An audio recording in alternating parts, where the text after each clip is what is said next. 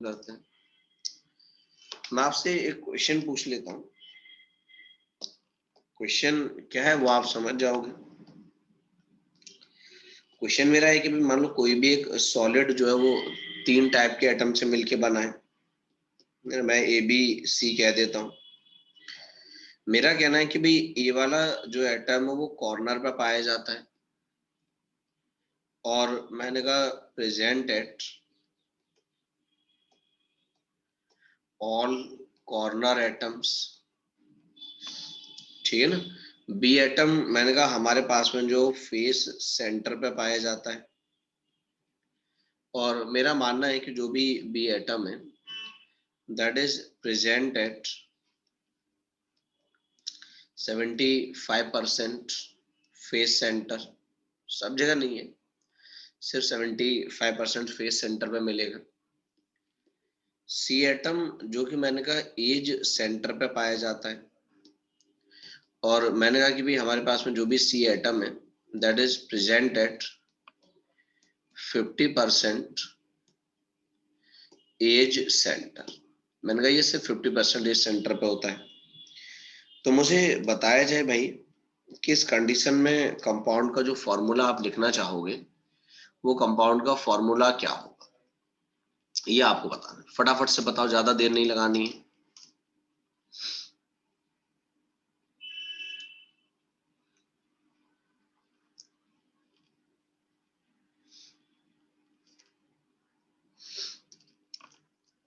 मैं भी साथ साथ में सॉल्व करता रहता हूँ। तो मुझसे कहा गया कि भाई ए एटम कॉर्नर पे है, और जैसा कि उसने कहा कि भाई ए एटम हर कॉर्नर पे पाया जाएगा, मतलब मैंने कह दिया भाई ठीक है, अगर सभी कॉर्नर पे मिलेगा तो 8 कॉर्नर एटम, हर कॉर्नर एटम का कंट्रीब्यूशन 1/8 है, तो 1 हो जाएगा। बी एटम मैंने कहा हमने कहा भी हमारे पास में फेस सेंटर पे है, तो वैसे हम जानते हैं भाई 6 फेस होते हैं, हर फेस एटम का कंट्रीब्यूशन 1/2 होता है, और मैंने कहा हमारे पास में 75% फेस सेंटर है। मतलब आप बता रहे हैं मुझे A4B9C6, ठीक है। अगर मैंने कहा 75% फेस सेंटर पे, तो मैं एक काम करता हूँ, इसकी 75% निकाल देता हूँ। तो मैं इसे अगर सॉल्व करूंगा तो मैं ये कह सकता हूँ भाई हमारे पास में ये कितना आ जाएगा। तो मैंने कहा ये 2 टाइम्स, ये 2 टाइम्स चला जाएगा, तो ये 3, तो मैंने कहा ये 9/4 आ जाएगा, कोई दिक्कत नहीं है। और मैंने कहा अगर हम सी वाले के लिए चेक करेंगे तो उसने कहा सी एज सेंटर पे, तो हमें मालूम भाई 12 एज होती है, हर एज एटम का कंट्रीब्यूशन 1/4 होता है, लेकिन उसका सिर्फ 50% पे ही है, तो मैंने उसका 50% कैलकुलेट कर लिया। तो मैंने कहा यहाँ से मैं देखूंगा तो ये 3/2 आ जाएगा। अब मैं फॉर्मूला लिख सकता हूँ भाई, कोई बड़ी बात नहीं मेरे लिए फॉर्मूला लिख पाना। मैंने कहा ए का 1 नंबर है, बी का 9/4 नंबर है, और सी का 3/2 नंबर है। एक काम करते हैं, इस पूरे को 4 से मल्टीप्लाई कर लेते हैं। मैंने कहा 4 से मल्टीप्लाई करूंगा तो क्या आ जाएगा, A4B9C, ये आंसर आ जाएगा। ठीक है, तो कोई ऐसी दिक्कत नहीं है, हम बता दिया करेंगे। चलो मेरा आप लोगों से अगला क्वेश्चन है। क्वेश्चन ये है कि हमने ए जो मान लो कॉर्नर पे ले रखा है, और बी जो है वो हमने फेस सेंटर पे ले रखा है, ठीक है। अब इसमें देखो मैं आपको क्वेश्चन देता जाऊंगा, आंसर बताते जाने। पहला क्वेश्चन मेरा आप लोगों से ये है कि if one of the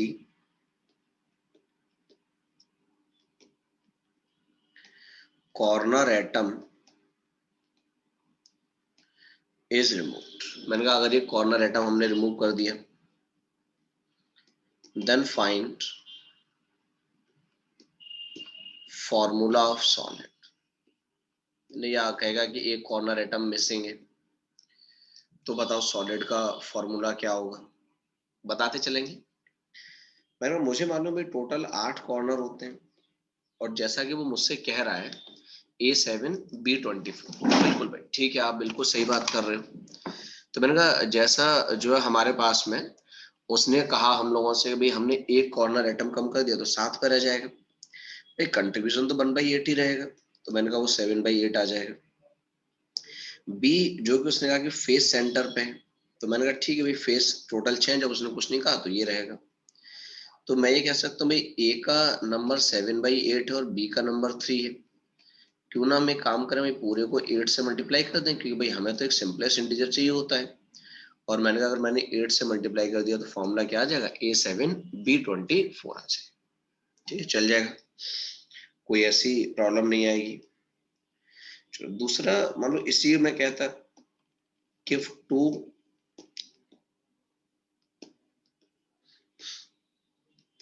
corner atoms are missing. अगर 2 कॉर्नर एटम मान लो मिसिंग होते तो मुझे दिखाओ कि भाई, मतलब बताओ कि फोटो, मतलब जो हमारे पास में, मतलब इसके लिए ठीक है फॉर्मूला क्या होता।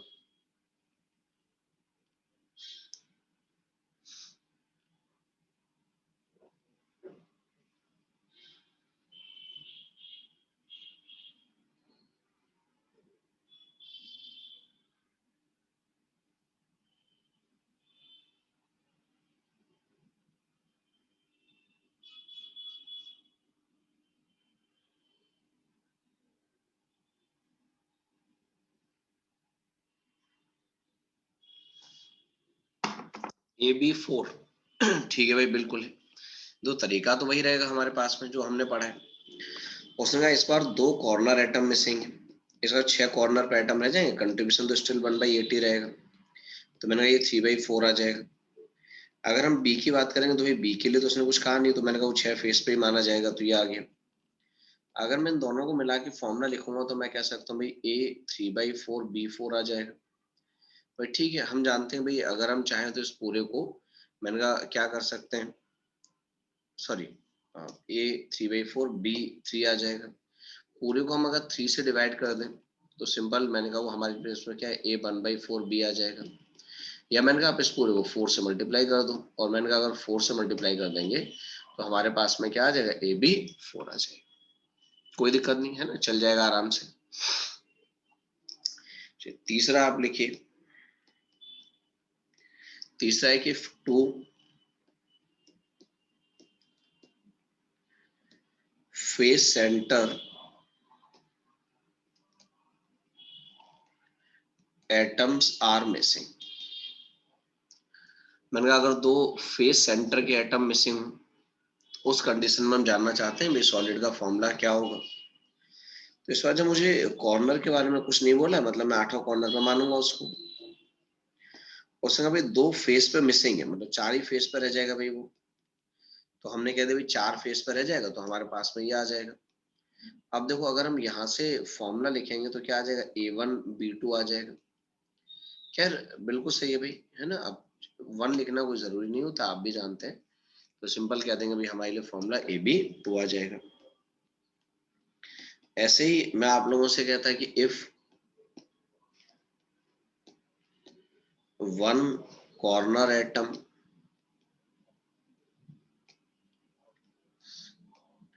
and 2 face atom are missing। मैंने कहा अगर हम ऐसी कंडीशन ले लेते कि जिसमें एक कॉर्नर एटम ले लेते और 2 फेस एटम ले लेते और वो मिसिंग होते, तो हम बता देंगे, ऐसी कोई दिक्कत नहीं। मैंने कहा जब एक कॉर्नर एटम मिसिंग है तो 7 कॉर्नर पर रह गया भाई, कंट्रीब्यूशन तो वही 1/80 रहना है, तो ए की वैल्यू 1/8 आ गई। बी हमने कहा भाई 2 फेस से मिसिंग है, मतलब 4 पर रह गया, तो बी की वैल्यू हमने कहा 2 आ गई। तो हमें कह सकते हैं हमारे पास में फॉर्मूला क्या आ जाएगा, A7/8B2 आ जाएगा, A7B16, बिल्कुल भाई। ठीक है, तो मैंने कहा हम उसे 8 से मल्टीप्लाई कर देंगे तो हमारे पास में फॉर्मूला क्या आ जाएगा, A7B16 आ जाएगा। तो ऐसे क्वेश्चन हम आराम से बता दें, खूब क्वेश्चन मिल जाते हैं मार्केट में इस टाइप के आपको, जिस तरह के पूछे जाते हैं। If all atoms lie along one face diagonal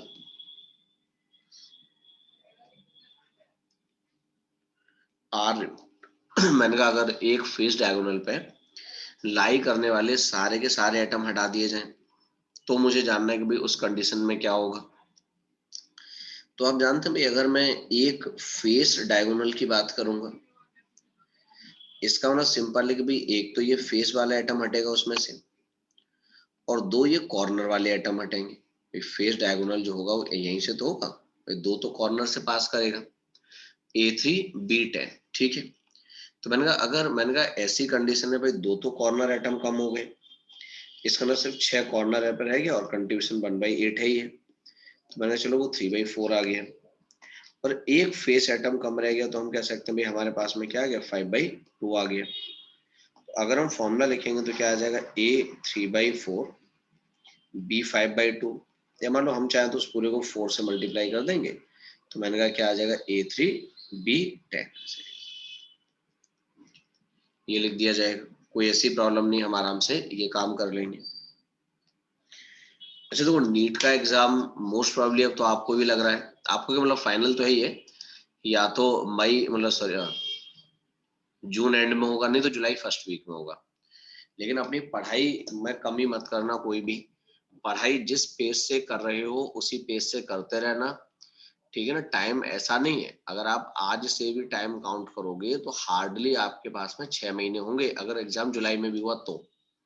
और 6 महीने मतलब आप कह सकते हैं बहुत बड़ा टाइम नहीं है ना, कोई 10-20 साल का टाइम नहीं है। इसलिए अपनी पढ़ाई में कोई कमी मत करना, जिस रेट से, जिस लगन से, जिस मेहनत से आप पढ़ रहे थे उसी लगन से पढ़ते रहना, ठीक है ना। ये नहीं कि रिलैक्स मोड में आ जाओ कि अब टेस्ट आराम से लिखेंगे या ये पढ़ाई आराम से करेंगे, नहीं, जितना आप अभी तक पढ़ रहे थे उतना ही पढ़ना, और उतनी की जरूरत भी है। तो इसलिए रिलैक्स मोड में मत आ जाना बिल्कुल भी, ये सोच के कि नहीं अब ठीक है एक आध महीने बाद ही आराम से शुरू करेंगे, 1 महीने बाद पढ़ेंगे, है ना, ऐसा बिल्कुल मत कर लेना। रेगुलरली पढ़ते रहना अपना, ठीक है, बता दोगे। चलो अगला एक और छोटा सा क्वेश्चन पूछ लेता हूं मैं।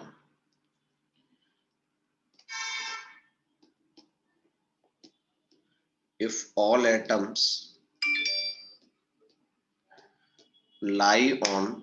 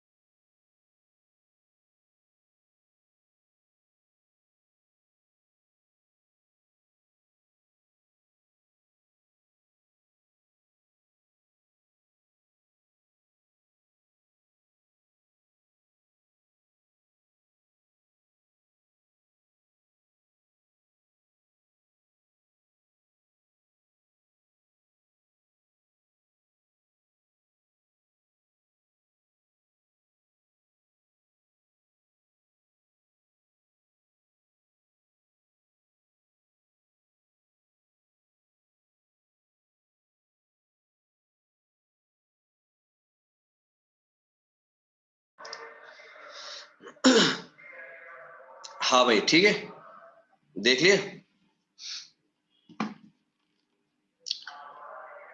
बढ़े आगे। देखो मैंने अगला जो क्वेश्चन हम लोगों ने पूछा, मैंने कहा कि अगर हमने all atoms lie on one body diagonal, मैंने एक बॉडी डायगोनल पे जितने भी एटम लाई करेंगे, अगर हम उन सबको हटा दें, तो खैर आप ये बात समझ रहे हो कि जो एक बॉडी डायगोनल होता है उसमें दो तो कॉर्नर एटम आ जाएंगे, और भाई एक वो बॉडी डायगोनल जैसे होते बॉडी के सेंटर से पास करेगा, और मैंने कहा अगर बॉडी के सेंटर से पास करेगा तो आप कह सकते हैं भाई एक बॉडी एटम भी आ जाएगा। तो मैंने कहा अगर ऐसी बात है तो आप ये कह सकते हैं, और दो तो कॉर्नर से एटम कम हो गए, तो सिर्फ 6 ही कॉर्नर पर रह गए, तो मैं चलो ये 3/4 आ गया।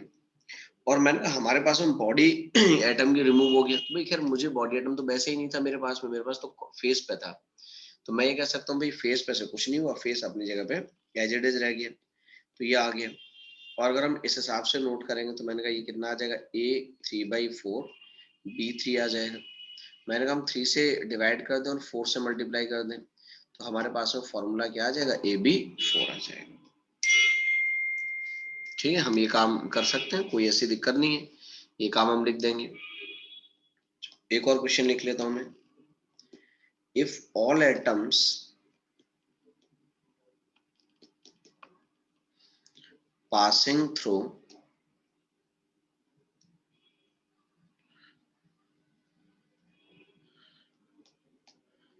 one face axis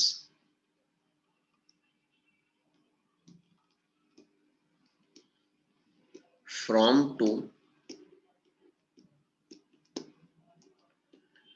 opposite faces are removed। मैंने इस बार हम क्या कर रहे हैं, मैंने हमने क्या कि दो अपोजिट फेस, मतलब आप जिस कमरे में बैठे हो उसके दो अपोजिट फेस ले लो, उनसे एक फेस एक्सिस गुजार दें और उस पर लाई करने वाले सारे एटम चले जाएं, तो जैसे दो फेस एक्सिस दो फेस के सेंटर से जाएगी, तो मतलब दो फेस एटम कम हो जाएंगे, कॉर्नर में फर्क तो नहीं पड़ेगा, AB2 आ जाएगा, बिल्कुल सही है। तो मैंने कॉर्नर तो अपनी जगह पर रह गया, उसमें जैसे था वैसे ही रह गया, कोई दिक्कत ही नहीं हुई है। लेकिन मैंने कहा जब हमने दो फेस से कम कर दिया तो सिर्फ 4 फेस पर रह गया, इसीलिए मैंने कहा ये 2 आ जाएगा। तो मैं ये कह सकता हूँ भाई हमारे पास में जो कंपाउंड का फॉर्मूला होगा वो क्या आ जाएगा, AB2 आ जाएगा। ठीक है ना, लिख सकते हैं, कोई ऐसी प्रॉब्लम नहीं आएगी।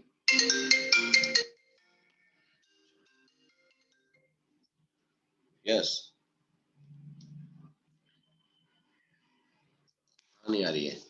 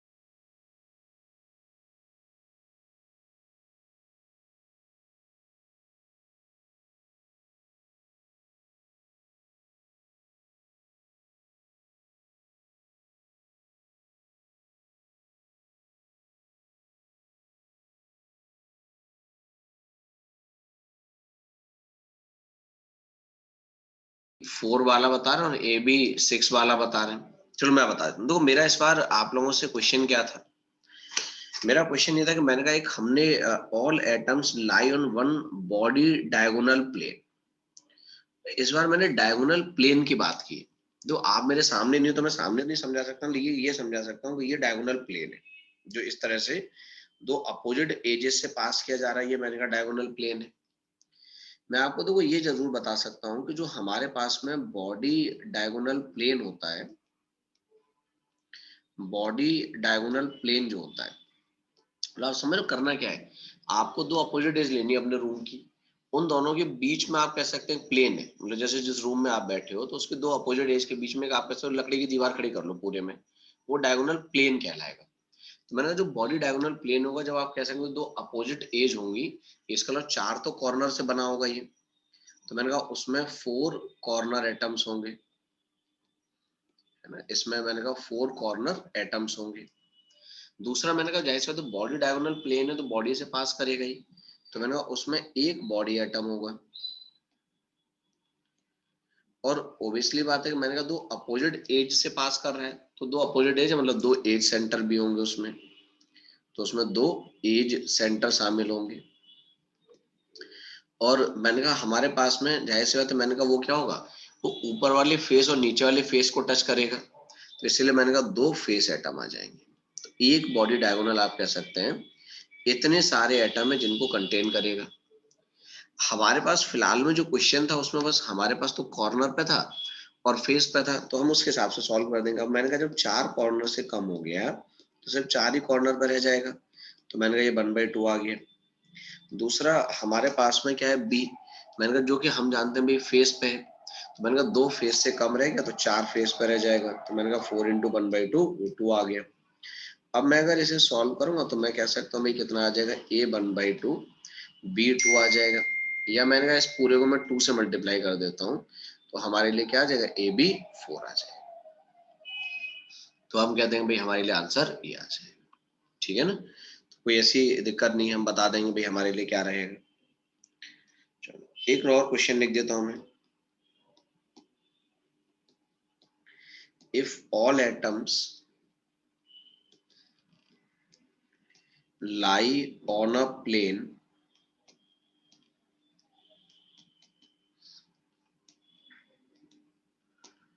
passing through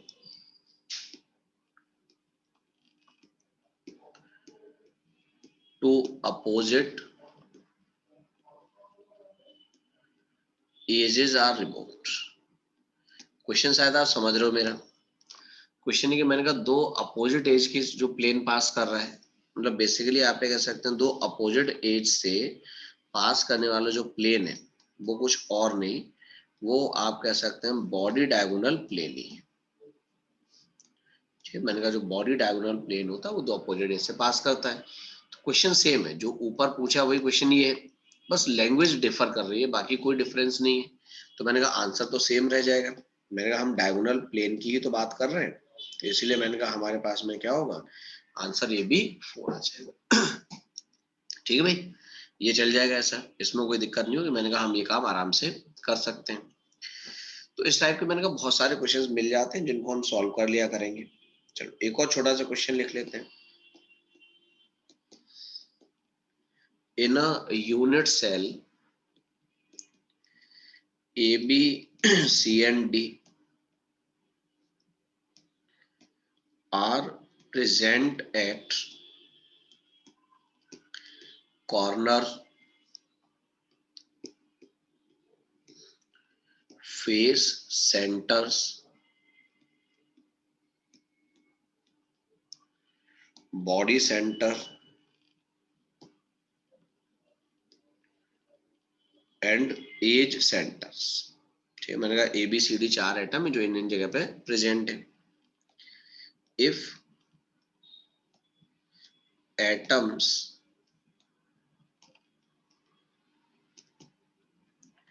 touching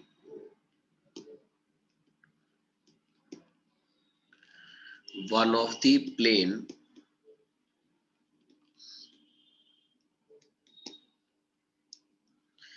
passing through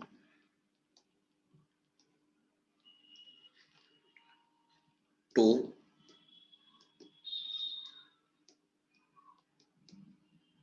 diagonally opposite edges are removed,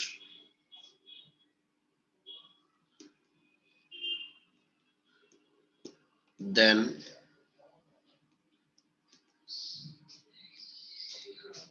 formula of solid is, आपको ऑप्शन भी दे देता हूं मैं, A B C D two, A B D two, A B two D two, A B four D five. मैंने कहा ठीक है, मुझे ये इंफॉर्मेशन दे रखी है भाई, A B four D five. भाई अगेन आप क्वेश्चन को अगर सही से पढ़ोगे तो आपके मन में एक बात तो जरूर आएगी कि भाई मुझसे जो बात ये कही जा रही है कि भाई आप ये बताओ,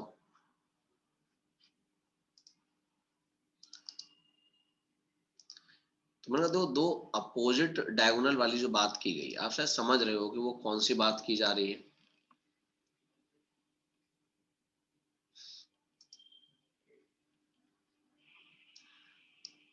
डी, समझ रहे हो भाई? मैंने तो क्वेश्चन में कहा गया कि टू डायगोनली अपोजिट एजेस, मतलब वो कह रहा है कि एक प्लेन है जो दो डायगोनली अपोजिट एजेस हैं, तो मैंने डायगोनली अपोजिट एजेस से पास करने वाला प्लेन ही बॉडी डायगोनल प्लेन कहलाता है। तो अगेन जो क्वेश्चन की बात हुई है वो बॉडी डायगोनल प्लेन की हुई है। अब मैंने कहा जब बॉडी डायगोनल प्लेन की बात हुई है तो मैं देख लेता हूँ भाई इसका आंसर। तो मैंने कहा ए एटम जो कि कॉर्नर पे था, भाई मुझे मालूम वो डायगोनल प्लेन 8 कॉर्नर 4 कॉर्नर से पास करेगा, तो 4 से एटम कम हो जाएंगे, सिर्फ 4 पे ही रह जाएंगे। तो मैंने कहा वो मेरे लिए 1/2 आ जाएगा। बी जो कि उसने कहा फेस सेंटर पे था, भाई 2 फेस से पास करता तो 4 फेस रह जाएंगे, तो मैंने कहा 4 इंटू 1/2 ये 2 आ जाएगा। सी जो कि बॉडी सेंटर पे था, भाई एक ही बॉडी सेंटर होता और वो रिमूव हो गया, तो मैंने कहा सी 0 हो जाएगा। डी 12 एजेस पे था लेकिन 10 पे ही रह जाएगा, बॉडी डायगोनल 2 एज से पास कर रहा है और उसका कंट्रीब्यूशन 1/4 है, तो मैंने कहा ये 5/2 आ गया। मैं इसी को लेके फॉर्मूला लिखना चाहता हूँ, तो मैंने कहा ए 1/2 है, बी 2 है और डी 5/2 है। हम चाहते हैं इस पूरे को 4 से मल्टीप्लाई 2 से मल्टीप्लाई कर दिया जाए। मैं अगर इस पूरे को 2 से मल्टीप्लाई करूंगा तो कितना आ जाएगा, A B 4 D 5।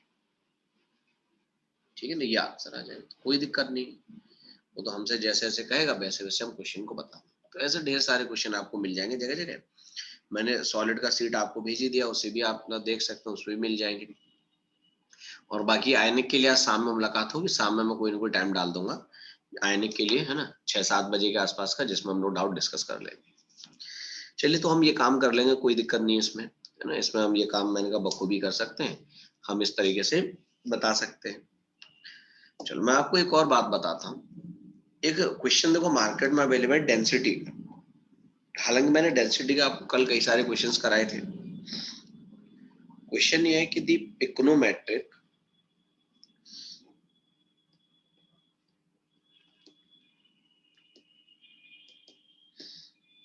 Density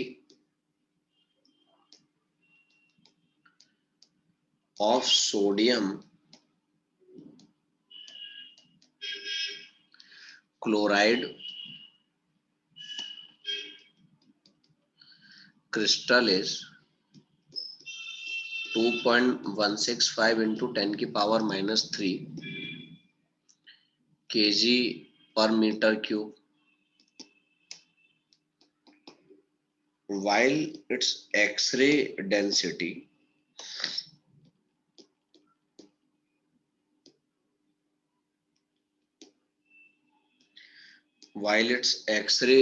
density is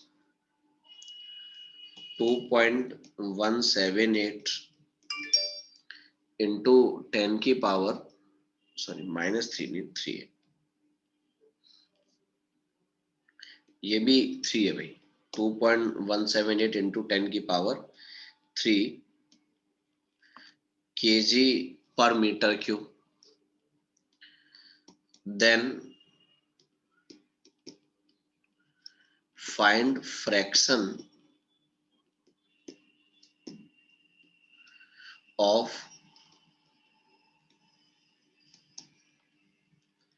unoccupied sites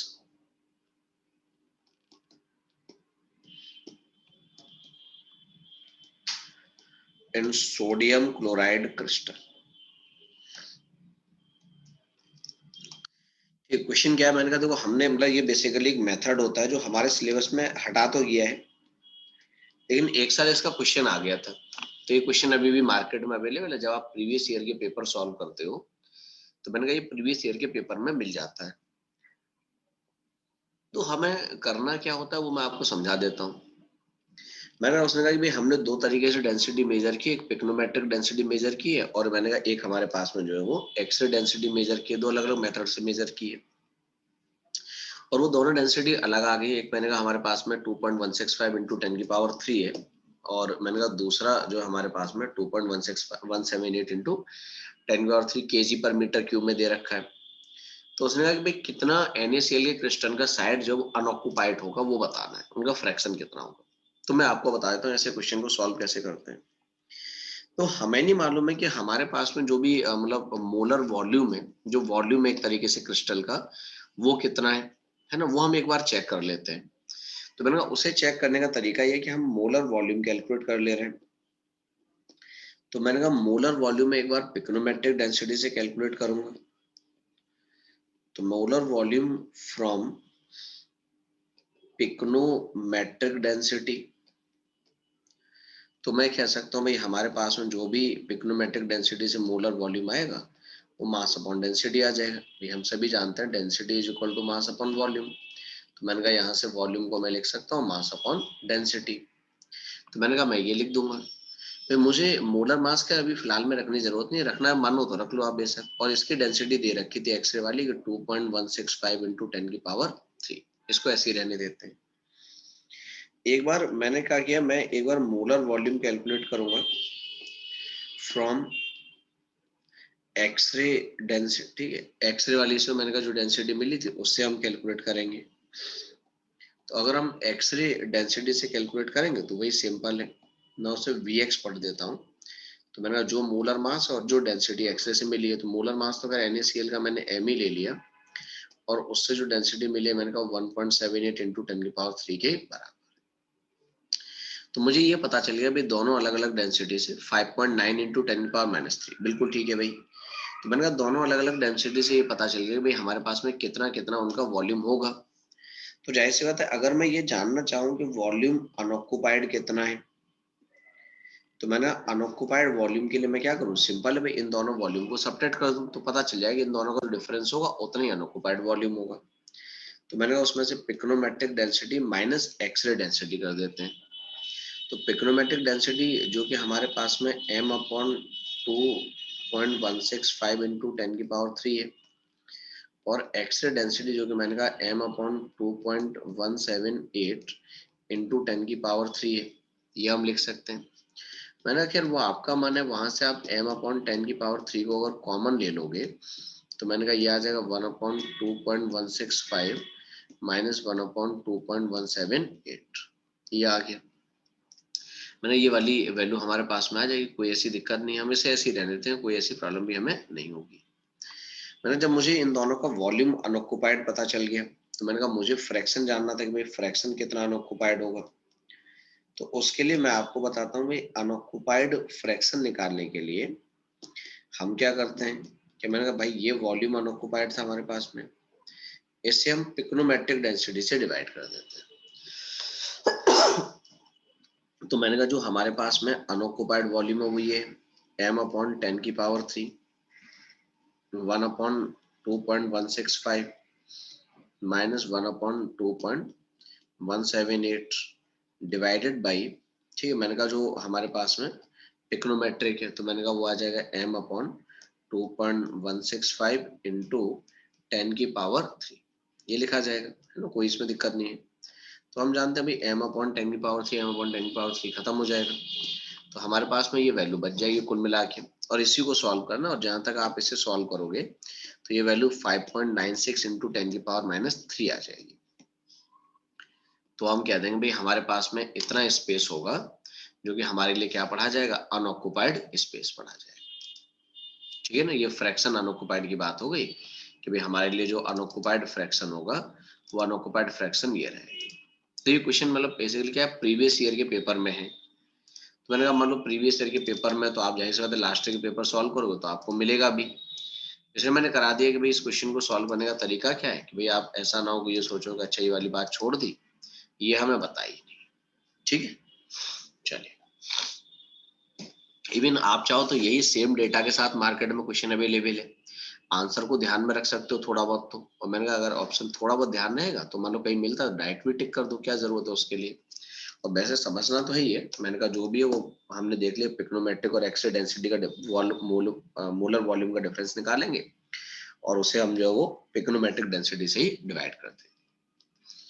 चलिए अगला हम टॉपिक अपना स्टार्ट करते हैं, and that is regarding voids. तो मैंने कहा वॉइड्स के बारे में हम सभी समझते हैं भली भांति इस बात को।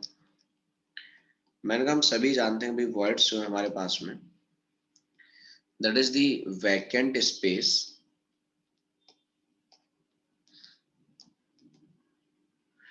Present between atoms in an arrangement is known as void। ठीक है, मैंने कहा void क्या होता है हमारे पास में, कि किसी भी हमने एटम्स को अरेंज किया उनके बीच में जो खाली जगह रह जाती है, वही खाली जगह हमारे लिए क्या कहलाती है, void कहलाती है। हम जानते भी इस बात को, ऐसी बात नहीं कि हम नहीं समझते हैं, कि हम नहीं जानते हैं। मैंने ठीक है, देखो void एक खाली जगह, ये बात तो हम समझते हैं, कोई बात ही नहीं है। मैंने कहा बात आती है टाइप्स ऑफ void की। आप सभी ने आज से पहले याद है 4 नाम सुने होंगे void में। पहला मैंने कहा हमारे पास में ट्रायगोनल वॉइड होता है। तो हम ये कह सकते हैं भाई जो हमारे पास में ट्रायगोनल वॉइड है, मतलब मैं सिंपल ऐसा लिख सकता हूं, that is vacant space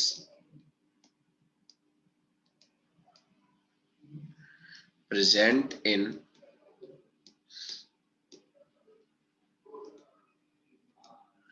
arrangement of 3 atoms. ठीक है, हम समझ रहे हैं ट्राई का मतलब 3 के लिए हो गया, तो मैंने कहा जो 3 एटम्स को हम अरेंज करें तो उनके बीच की जो खाली जगह होती है वो हमारे लिए क्या कहलाती है, वॉइड कहलाती है। तो मैंने कहा जैसे मान लो मैंने 3 एटम ले लिए, एक मैंने कहा मैंने ये एटम लिया, दूसरा एक एटम ऐसे रखा और तीसरा एक एटम ऐसे रख लिया। भाई घर पे कोई भी आप ऑब्जेक्ट जो इस तरह की फॉर्म में हो, उनको 3 ऑब्जेक्ट को ऐसे रख के देख लो। तो मैंने कहा आप देखोगे इनके बीच में एक खाली जगह बची है, तो ये हमारे लिए क्या कहलाएगा, ट्रायगोनल वॉइड कहलाएगा। अच्छा शेप में थोड़ा बहुत ट्रायंगुलर टाइप का भी दिखता है। ठीक है, तो मैंने कहा ये जो खाली जगह है, बेसिकली यही खाली जगह हमारे लिए क्या कहलाती है, ट्रायगोनल वॉइड कहलाती है। और मैंने कहा थोड़ा बहुत आप देख रहे हो तो हमारे पास में इसका जो शेप है वो कैसा है, ट्रायंगुलर शेप भी होता है। तो मैंने कहा ठीक, कोई दिक्कत नहीं, हमने कह दिया भाई हमारे लिए ट्रायंगुलर शेप में रहेगा और ट्रायंगुलर वॉइड होगा। क्या आप मुझे बताओगे भाई ट्रायंगुलर वॉइड का कोऑर्डिनेशन नंबर कितना होता है? सभी जानते हैं। मैंने कोऑर्डिनेशन नंबर का कॉन्सेप्ट हमें मालूम है कि भाई ये जो हमने बीच में जिस एटम की हम बात करें, यहाँ पे एक छोटा सा एटम अगर रख दिया जाए तो कितने एटम के टच में आएगा, तो 3 एटम के टच में आएगा। तो मैंने कोऑर्डिनेशन नंबर 3 हो गया। और वैसे भी ज्यादा मतलब दिमाग लगाना ही नहीं है, कोई वर्ड जितने एटम से मिलके बना है उतने ही उसका आप कह सकते हो कोऑर्डिनेशन नंबर होता है। जैसे ये आप कह सकते हैं 3 एटम से मिलके बना वर्ड है तो इसका कोऑर्डिनेशन नंबर 3 हो गया। अगर कोई वर्ड 4 एटम से मिलके बनेगा तो उसका कोऑर्डिनेशन नंबर 4 कह देंगे, 6 से बनेगा तो 6 कह देंगे, बस इतना चलता रहता है। दूसरा हमारे पास में एक वर्ड और होता है, and that is tetrahedral void. मैं उसको शॉर्ट में TH भी लिखा करूंगा, याद रखना। तो मैंने कहा टेट्राहेड्रल वॉइड क्या है हमारे पास में, तो मैं ऐसा लिख सकता हूं, that is vacant space present between present in arrangement of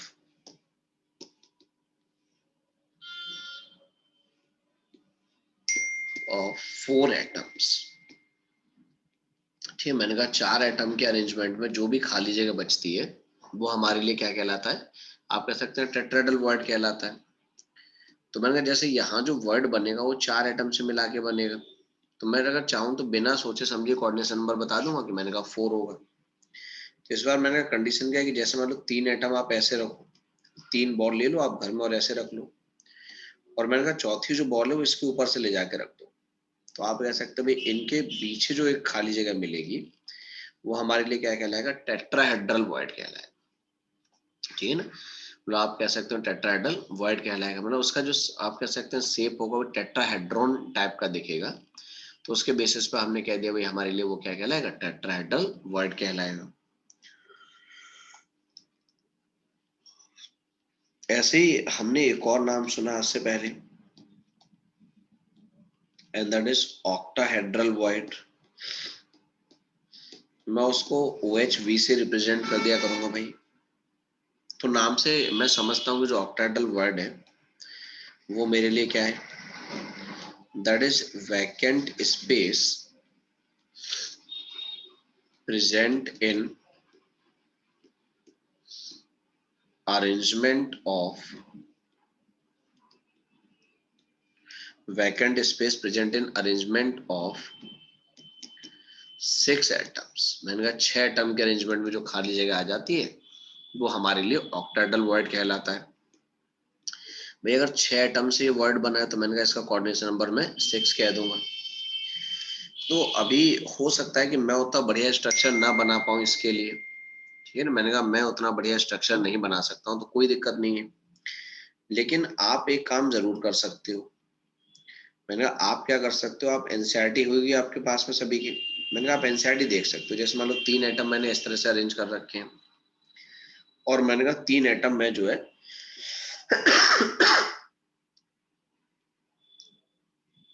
ऐसे अरेंज कर देता हूँ। मतलब उतना बढ़िया अरेंजमेंट मेरा नहीं बनेगा, ये बात तो है ही, इसलिए मैं कह रहा हूँ कि अगर आपके पास में एनसीईआरटी है तो आप एक बार प्लीज उसे देख लें, तो आपको थोड़ा बढ़िया दिख जाएगा भाई मेरा अरेंजमेंट उतना अच्छा नहीं बनेगा। मतलब इस टाइप से अरेंज होते हैं, 3 एटम नीचे रखे थे, 3 उसके ऊपर। तो हमें कहते हैं भाई इस कंडीशन में यहाँ जो खाली जगह बनती है वो हमारे लिए क्या कहलाती है, ऑक्टाहेड्रल वॉइड कहलाती है। मैंने कहा वो एक ऑक्टाहेड्रल टाइप का ऐसा शेप बनता है, ऑक्टाहेड्रॉन बनता है, इसलिए हमने कह दिया भाई अगर 6 एटम के सेंटर को ज्वाइन करते हैं तो मैंने कहा एक ऑक्टाहेड्रॉन तैयार हो जाता है। तो इसलिए उसे हमने क्या कह दिया भाई हमारे लिए ऑक्टाहेड्रल वॉइड कह दिया। मैंने कहा अगर हम इन 6 एटम को आपस में ज्वाइन करते हैं तो मैंने कहा एक ऑक्टाहेड्रल वर्ड बनता है। ठीक है ना, जैसे इस तरह की कंडीशन में, तो मैंने कहा अगर मान लो हमने ऊपर वाले ये 2 एटम ले लिए, इनको ज्वाइन कर दिया इस तरीके से, ठीक है ना, एक नीचे से जुड़ा है, तो मैंने कहा ऊपर वाले 2 एटम ले लिए, इनको आपस में ज्वाइन कर दिया हमने, ठीक। और मैंने कहा हमारे पास में जो नीचे वाले एटम जो जुड़े हैं उनको भी हम ज्वाइन कर दें, तो पूरा एक शेप जो तैयार होता है मैंने कहा हमारे लिए वो शेप एक ऑक्टाहेड्रन शेप होता है। तो उसके बेसिस पर हम क्या देते हैं, मतलब इस टाइप का एक अरेंजमेंट आपको दिखेगा लाइक दिस। तो मैंने कहा एक ऑक्टाहेड्रॉन बनता है, उसलिए हमने कह दिया भाई ये वर्ड हमारे लिए क्या कहलाएगा, ऑक्टाहेड्रल वर्ड कहलाएगा। हालांकि बनवाएगा कोई नहीं, बस मैं आपसे बता रहा हूँ कि मतलब इस तरह की कंडीशन में नजर आएगा। बाकी आप ये कह सकते हैं भाई हमारे पास में एक वर्ड मैंने कहा जो क्यूबिक वर्ड कहलाता है। मैं ये कह सकता हूँ जो क्यूबिक वर्ड है that is vacant space present in arrangement of 8 atoms. ठीक, मैंने कहा अगर हमने 8 एटम को अरेंज कर रखा है तो उनके बीच की जो खाली जगह होती है वो हमारे लिए क्या ऑक्टा क्यूबिक वर्ड कहलाती है। मतलब इस बार मैं एक काम करता हूँ, 4 एटम मैं कहूँगा आप इस तरह से रख लो, और 4 एटम एग्जैक्टली इनके ऊपर रख दो, एक लेयर मैंने कहा इनके ऊपर बना दो एग्जैक्ट फॉर्म में। तो आप ये कहोगे जब आपने इस तरीके का अरेंजमेंट बनाया इनके बीच की खाली जगह आ जाएगी, और मैंने कहा इनके बीच में जो खाली जगह आ जाएगी यही हमारे लिए क्या कहलाएगी, क्यूबिक वॉइड कहलाएगी। तो हमें कह सकते हैं यहाँ पे 8 एटम के अरेंजमेंट से वर्ड बना है, इसीलिए इसका कोऑर्डिनेशन नंबर क्या पढ़ा जाएगा, 8 पढ़ा जाएगा। ठीक है, तो हम समझते हैं कि भाई हमारे पास में इस तरह के वॉइड के अरेंजमेंट को अगर बनाना होगा तो हम किस तरीके से बना पाएंगे। ये समझ रहे हो ना भाई मेरी बात को, आप किस तरह का वर्ड कैसे बनेगा। तो ये वर्ड की कहानी है कि मतलब हमारे पास में अगर एक क्यूबिक स्ट्रक्चर होगा, अगर एक क्यूबिक स्ट्रक्चर है इस टाइप का, तो हम ये कह सकते हैं भाई 4 एटम तो हमने क्या फ्रंट वाले फेस पर रखे हैं, 4 एटम मैंने कहा यहाँ रख लिया हमने, और 4 ही एटम मैंने कहा हमने बैक वाले फेस पर रख लिए। तो जब इस तरीके से 8 एटम को हम अरेंज कर देंगे तो यहाँ जो खाली जगह बचेगी बीच में, वो हमारे लिए क्या कहलाएगी, क्यूबिक वॉइड कहलाएगी। मैंने कहा उस खाली जगह को हम क्यूबिक वॉइड कह देंगे। ठीक है, तो ये हमारे पास में चलता है। देखो अब बात आती है भाई, ये तो चलो हमने ये समझ लिया कि वॉइड होते क्या है ना, किस तरह से वो बने, और मैंने कहा उनका कोऑर्डिनेशन नंबर क्या है। आपको मालूम है अगला जो हमारा टास्क होता है वो लिमिटिंग रेडियस रेशियो निकालना होता है। मैंने कहा हम जो है वो अगला लिमिटिंग रेडियस रेशियो कैलकुलेट करते हैं। मतलब आप ये कह सकते हो limiting radius ratio radius of cation upon radius of anion कह दोगे, या जो भी छोटा एटम है अपॉन बड़ा एटम। मतलब हम ये चाहते हैं हमने जो वर्ड बनाए हैं इनके बीच में एक एटम रख दें, तो मैक्सिमम कितने रेडियस तक का एटम मैंने कहा यहाँ फिट किया जा सकता है, वो हमारे लिए लिमिटिंग रेडियस रेशियो कहलाता है। और मैंने कहा छोटा रेडियस अपॉन बड़ा रेडियस करते हैं, बस ये बात याद रखना है, छोटा एटम रखते हैं। मैंने कटायन को ऊपर रख दिया है क्योंकि जनरली ऐसा होता है, आप सभी ने देखा है, जनरली कैटायन जो होता है, cation is smaller than A9. मतलब मैं ये नहीं कह रहा कि हमेशा ही ऐसा होगा, लेकिन जनरली हम कह सकते हैं कि कैटायन जो एनाइन से छोटा है। इसलिए मैंने कहा कैटायन जो आप कह सकते हैं वर्ड पोजीशन को ऑक्युपाई करेगा, कैटायन जो सबसे छोटी वाली जगह उसे ऑक्युपाई करेगा। क्या मैं आपसे उम्मीद कर सकता हूँ भाई हमारे पास में अगर डिफरेंट वर्ड्स के लिए मैं आपसे लिमिटिंग रेडियस रेशियो पूछूं तो आप मुझे बता पाओगे?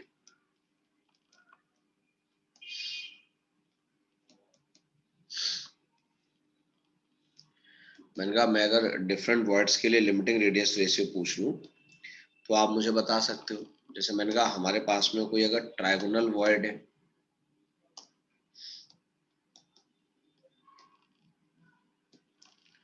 या फिर मैंने कहा हमने टेट्राहेड्रल वर्ड ले रखा है, या फिर हमने ऑक्टाहेड्रल वर्ड ले रखा है, बिल्कुल बता दोगे है ना। सभी ने याद भी किए और याद भी रखने होते हैं, क्योंकि हम एग्जाम में बैठ के कैलकुलेट नहीं कर पाएंगे। इवन हम सबको तो घर पे भी नहीं कैलकुलेट कर सकते हैं, घर पे भी हम एक आदि को कैलकुलेट कर लेंगे, बाकी कैलकुलेट नहीं होंगे हमसे। बिल्कुल सही है।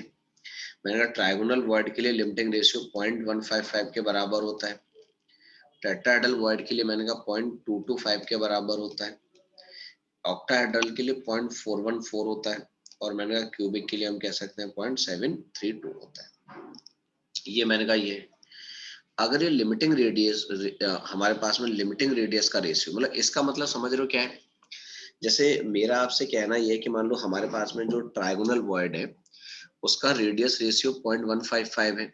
इसका मतलब है कि जैसे मान लो हमने 3 एटम को इस तरह से अरेंज किया था और इसके बीच में हम चाह रहे थे कि कोई एक एटम रख दिया हम जाए, तो मेरे कहने का मतलब ये है कि हम जो छोटा वाला एटम लेंगे इसका जो रेडियस है वो आप कह सकते हैं बड़े वाले रेडियस के रेस्पेक्ट में कितना होना चाहिए, 15% होना चाहिए, 15.5% होना चाहिए। तो वो एटम इस जगह पे आराम से रख दिया जाएगा, कोई दिक्कत नहीं आएगी। ऐसे ही मैंने कहा टेट्राहेड्रल वर्ड की, तो मैंने कहा टेट्राहेड्रल में अगर हम देखेंगे तो रेड जो कितने रेडियस का, तो जो बड़ा वाला एटम है उसकी रेडियस का 22.5% आप कह सकते हैं रेडियस का एटम वहां पे बहुत बढ़िया तरीके से फिट हो जाएगा, उसे कोई भी आप कह सकते हैं फिट होने में तकलीफ नहीं होगी। तो लिमिटिंग रेडियस रेशियो हमें ये बताता रहता है कि भाई हमारे पास में कोई भी एटम कितने आसानी से फिट किया जा सकता है किसी भी एक पर्टिकुलर वर्ड में। मैंने कहा वो हमारे लिए लिमिटिंग रेडियस रेशियो कहलाता है। अगर ये लिमिटिंग रेडियस रेशियो आपको मालूम है तो क्या आप मुझे order of size of word बताओगे भाई। मैं अगर आपसे कहूँ भाई कौन सा वर्ड सबसे बड़ा होगा, तो सभी देख रहे हैं कि भाई सबसे बड़ा क्यूबिक वर्ड होगा, फिर ऑक्टाहेड्रल होगा, फिर टेट्राहेड्रल होगा, और फिर ट्राइगोनल होगा। मैंने कहा ये बात सभी देख पा रहे हैं कि भाई क्यूबिक वर्ड का लिमिटिंग रेडियस रेशियो सबसे ज्यादा है। मतलब इसका मतलब ये है कि भाई उसकी रेडियस बहुत ज्यादा बड़े रेडियस का कैटायन वहां ऑक्युपाई किया जा सकता है। इसलिए मैंने कहा क्यूबिक वॉइड का लिमिटिंग रेडियस रेशियो सबसे ज्यादा, मतलब उसका साइज सबसे बड़ा हो जाए। ठीक है, चलेगा, कोई ऐसी दिक्कत नहीं है। चलो मैं आपको एक और टेबल बना के देता हूँ। टेबल ये है कि मैं जो है कुछ रेडियस रेशियो नोट करूंगा कि अगर मान लो कैटायन और एनायन के रेडियस का रेशियो ये आ जाए, तो उस कंडीशन में वॉइड कौन सा माना जाएगा, है ना। और मैंने कहा उस वॉइड का कोऑर्डिनेशन नंबर क्या होगा। और चलो एक एग्जांपल देख लेंगे साथ में भाई कि ऐसा वॉइड कौन से कंपाउंड में पाया जाएगा। तो मेरा आपसे कहना यह कि अगर मैंने रेडियस रेशियो को जो R/R है या radius of cation upon radius of anion है, अगर ये रेडियस रेशियो 0.155 से कम होता है तो हम कहते हैं वहां पे भाई लीनियर वॉइड होगा जिसका कोऑर्डिनेशन नंबर 2 होगा। और मैंने कहा ये सॉलिड BeF2 में पाया जाता है इस टाइप का वॉइड जो है लीनियर अरेंजमेंट में। अगर रेडियस रेशियो की वैल्यू 0.155 से लेके 0.225 तक लाई करती है तो हम कहते हैं भाई वहां पे वॉइड जो है वो ट्रायगोनल है जिसका कोऑर्डिनेशन नंबर 3 है। और मैंने कहा ऐसा जो है वो सॉलिड B2O3 में पाया जाता है, बोरिक ऑक्साइड में पाया जाता है। अगर रेडियस रेशियो मैंने कहा हमारे पास में 0.225 से लेके 0.414 के बीच में लाई करता है तो वॉइड टेट्राहेड्रल माना जाता है जिसका कोऑर्डिनेशन नंबर 4 होता है। और मैंने कहा टेट्राहेड्रल वॉइड जो जिंक सल्फाइड में पाया जाता है। अगर रेडियस रेशियो 0.414 से लेके 0.732 तक आता है, ठीक है, मैंने कहा 0.732 तक आता है तो वॉइड जो है वो ऑक्टाहेड्रल माना जाएगा। हम सभी जानते हैं ऑक्टाहेड्रल वॉइड का कोऑर्डिनेशन नंबर 6 होता है और ऐसा वॉइड NaCl में पाया जाता है। अगर रेडियस रेशियो 0.732 से 1 के बीच में लाई करता है तो हम कह सकते हैं वॉइड हमारे लिए क्यूबिक कहा जाएगा जिसका कोऑर्डिनेशन नंबर 8 होगा। और मैंने कहा ऐसा एग्जांपल सीजियम क्लोराइड होता है। तो मैंने कहा हम देखो एक तो limiting radius ratio no doubt हमने याद किया ही है, उसमें कोई ऐसी तकलीफ वाली हमें बात ही नहीं है। और मैंने कहा सिर्फ लिमिटिंग रेडियस रेशियो कैलकुलेट करके ही हमारा काम नहीं बनेगा, हमें क्या करना होगा, हमें जो ये रेडियस रेशियो भी ध्यान में रखने होंगे कि अगर इन डिफरेंट रेडियस रेशियो को हम अरेंज करेंगे तो हम किस तरीके से बता पाएंगे कि भाई हमारे पास में ये ऑर्डर क्या लिखा जाएगा। मैंने कहा ये हमारे काम खूब आता है तो हम इसको याद भी रखेंगे। जैसे मैंने कहा हमारे काम कब आता है, ये मैं बता देता हूँ कब आएगा। मेरा आपसे कहना ये था कि भाई radius of cation and radius of anion are 10 angstrom and 20 angstrom.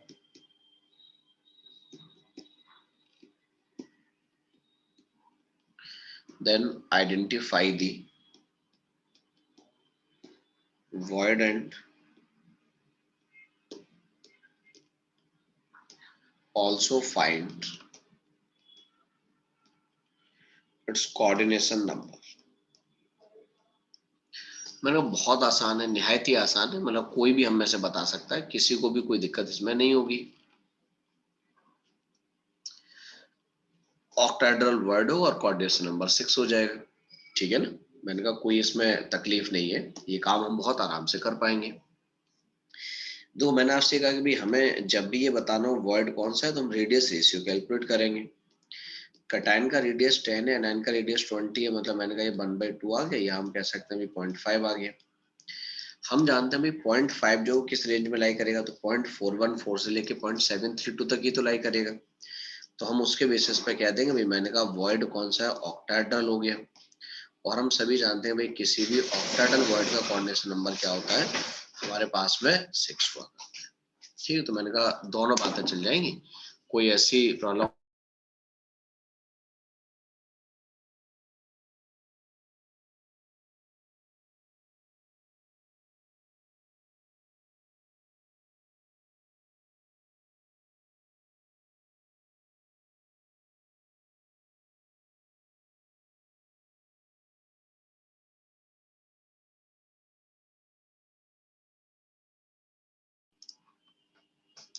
ठीक है ना। तो मैंने कहा ये बात हम समझ रहे हैं कि भाई हमारे पास में कैटाइन, और सिंपल बता ना, कुछ नहीं है कोई बड़ी- जैसे 2016 में क्वेश्चन आया था, तो आप भी समझ रहे हैं भाई क्वेश्चन आया और बता पाना कितनी बड़ी बात थी, हम आराम से बता देते। जैसे मतलब हालांकि मतलब ऐसी बात नहीं कि आप बता नहीं पाओगे। मैंने कहा Na+ का रेडियस जो मैंने कहा 95 पिकोमीटर है, और Cl- का जो रेडियस है 181 पिकोमीटर है। तो बता वॉइड कौन सा होगा, ऐसे ही बता दो, मैं क्या ही क्वेश्चन लिखूं, बताओ भाई।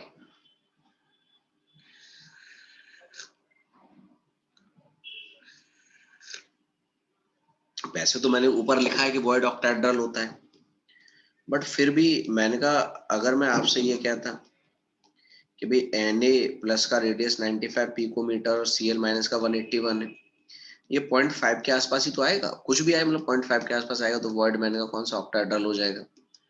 मुझसे कहा जाता है बता भाई कोऑर्डिनेशन नंबर कितना हुआ, तो बता देते 6 हो जाएगा, है ना। तो कुछ ऐसी बात है नहीं, एक आसान सी बात है जो आप पूरी कर सकते हो।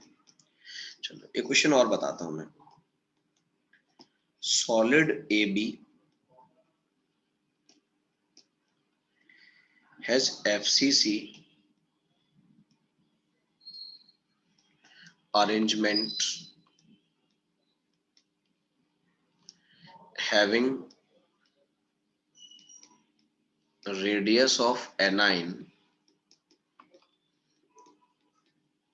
as 180 picometer,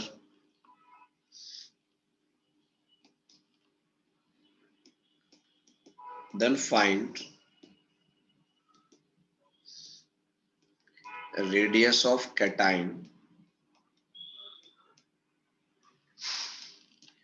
if cation occupy octahedral void position। ठीक है, मैंने कहा जो भी कैटायन है अगर वो ऑक्टाहेड्रल वॉइड पोजीशन को ऑक्युपाई करे, तो मुझे बता रहे हैं कि भाई कैटायन की रेडियस क्या होगी।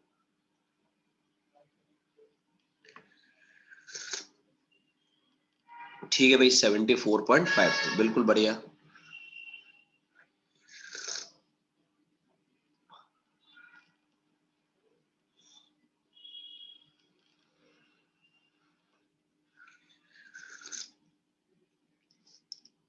ठीक है भाई 74.52 पिकोमीटर।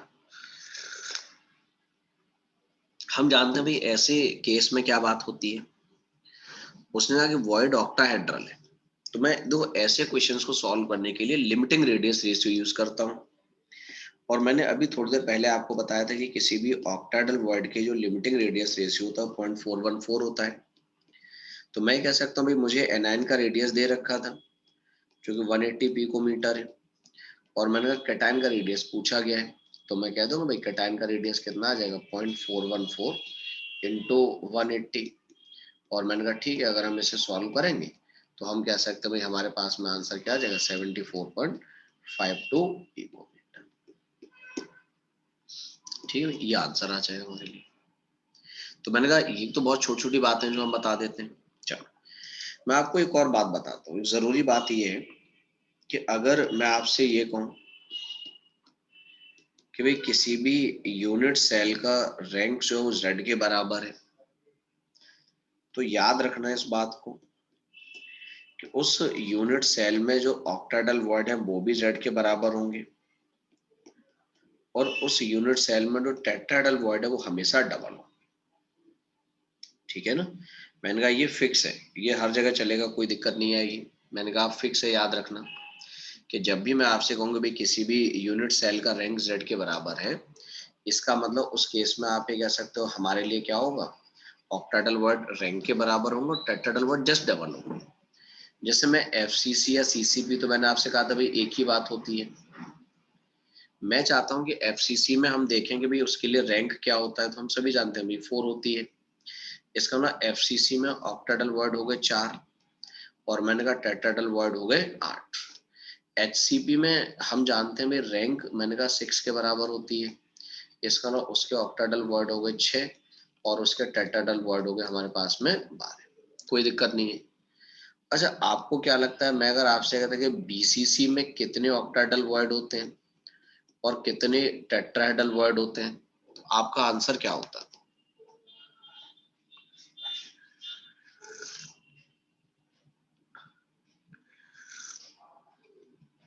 बिल्कुल भाई, हमारा आंसर होता 0।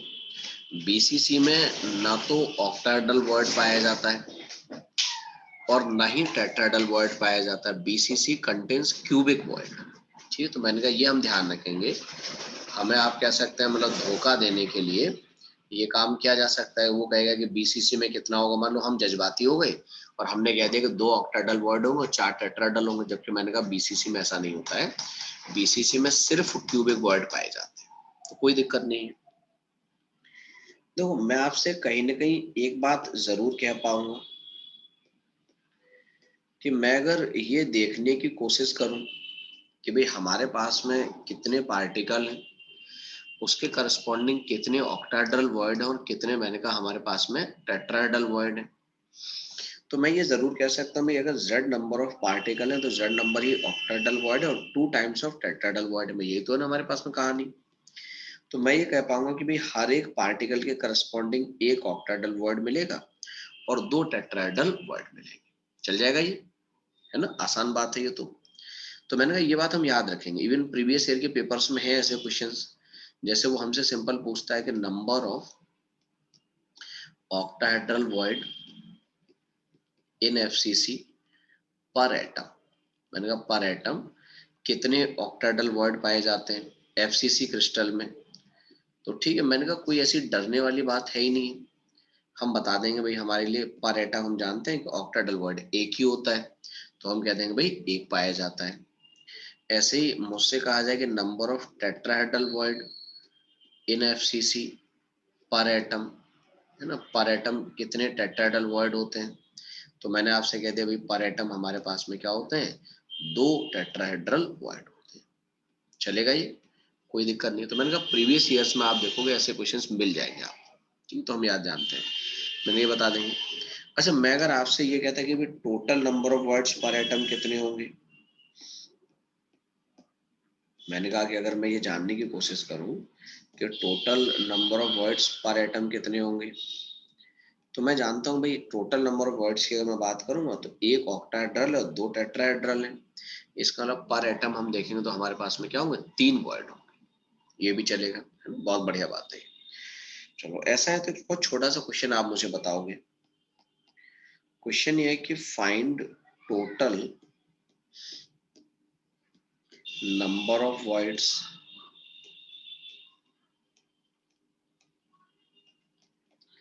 present in 0.5 mole of an atom A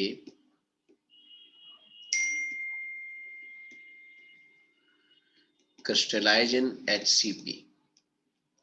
मैंने कोई भी एक एलिमेंट A जो HCP में क्रिस्टलाइज करेगा, हेक्सागोनल क्लोज्ड पैकिंग बनाएगा।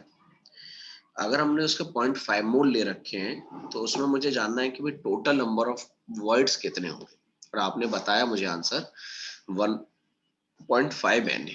बिल्कुल ठीक है भाई।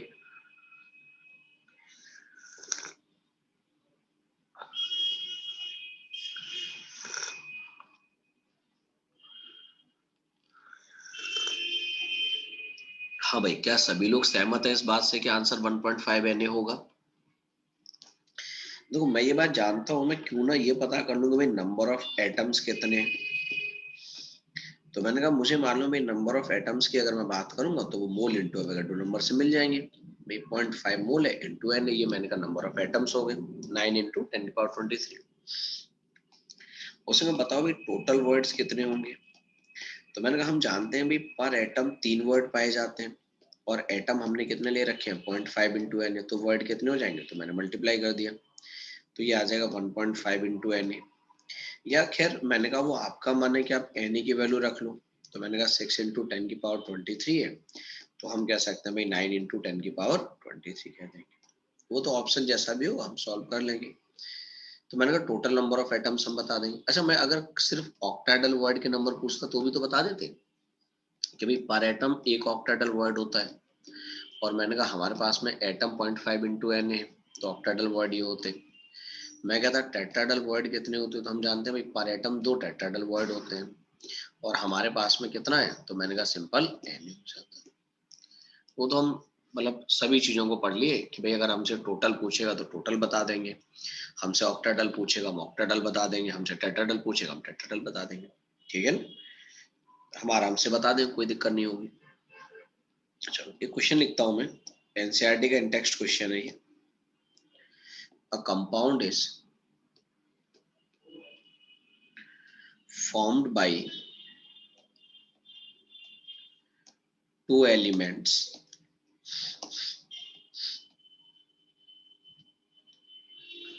x and by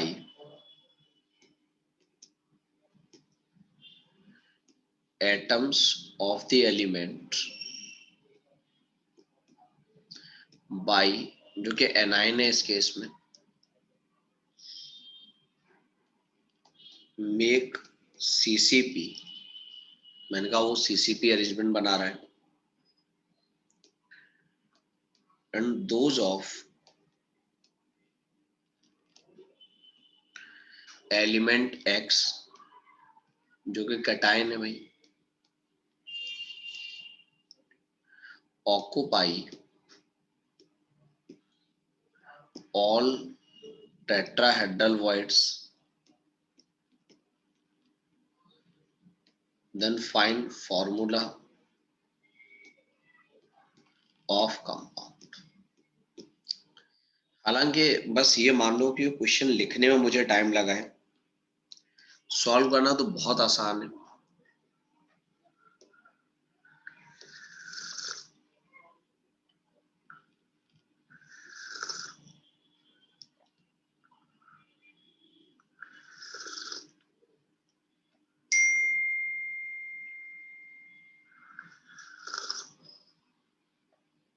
आप लोग x2 बाई आंसर क्यों बता रहे हो? x बाई आंसर आएगा सिंपल, देखो सीसीपी मतलब एफसीसी है।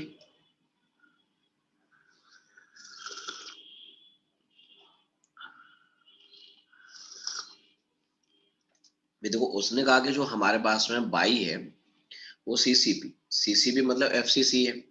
तो बाई तो कहाँ पे है, कॉर्नर और फेस सेंटर पे। तो कॉर्नर की वजह से 8 × 1/8 और फेस सेंटर की वजह से 6 × 1/2, तो मैंने कहा ये 4 आ जाएगा। एक्स उसने कहा ऑक्यूपाई ऑल, अच्छा टेट्राहेड्रल लिखा है मैंने, हाँ तो आप सही बता रहे हो आंसर। मैंने कहा टेट्राहेड्रल है तो टोटल 8 टेट्राहेड्रल बॉन्ड होते हैं। तो हम ये कह सकते हैं भाई अगर ऐसी कंडीशन है तो हम कह देंगे भाई x8/4 आ जाएगा। मैं 2 से डिवाइड कर दूंगा तो x2/2 हो जाएगा।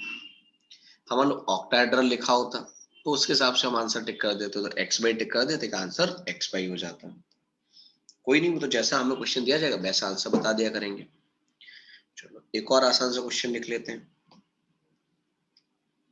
Atoms of element B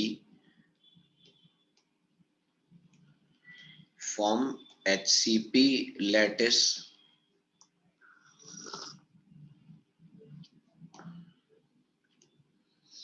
and those of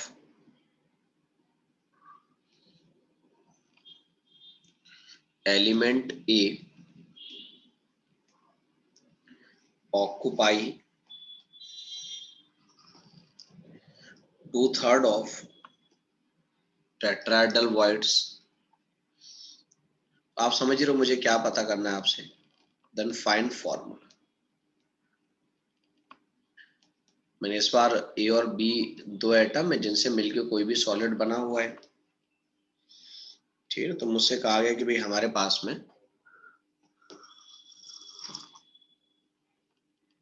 A4B3, ठीक है।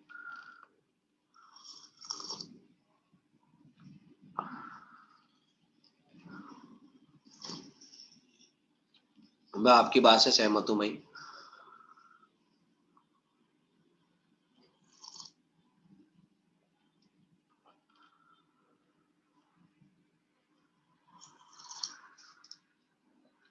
ठीक है भाई A4B3, मैंने कहा बिल्कुल। तो उसने कहा कि बी जो है वो HCP बनाएगा, तो मुझे मालूम है HCP का रैंक 6 होता है, मतलब B के नंबर तो 6 हो गए। और उसने कहा ए ऑक्यूपाई 2/3 ऑफ टेट्राहेड्रल वॉइड। मुझे मालूम भाई HCP में टोटल टेट्राहेड्रल वॉइड जो होते हैं हमारे पास में वो 12 होते हैं। तो मैंने कहा अगर ऐसा है तो हम क्या देंगे भाई, A की वैल्यू 8 है और B की वैल्यू 6 है। तो मैंने कहा ये आ गया भाई, उस पूरे को हम 2 से डिवाइड कर देंगे। तो मैंने कहा उसका फॉर्मूला क्या आ जाएगा, A4 B3 लिख दिया जाएगा। तो कोई ऐसी दिक्कत नहीं, हम बता देंगे। अगला क्वेश्चन लिखते हैं। A compound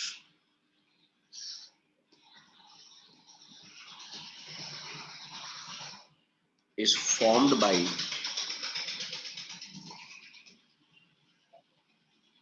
cation C and anion A. The anions form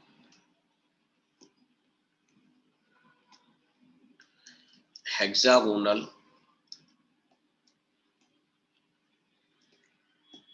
closed packed lattice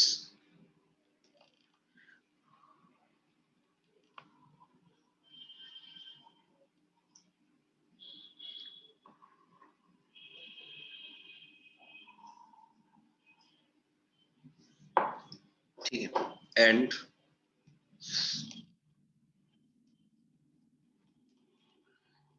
the cation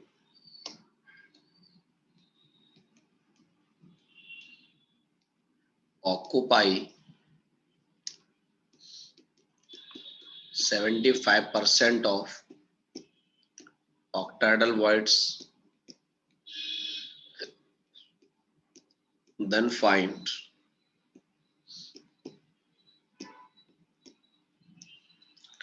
formula of solid।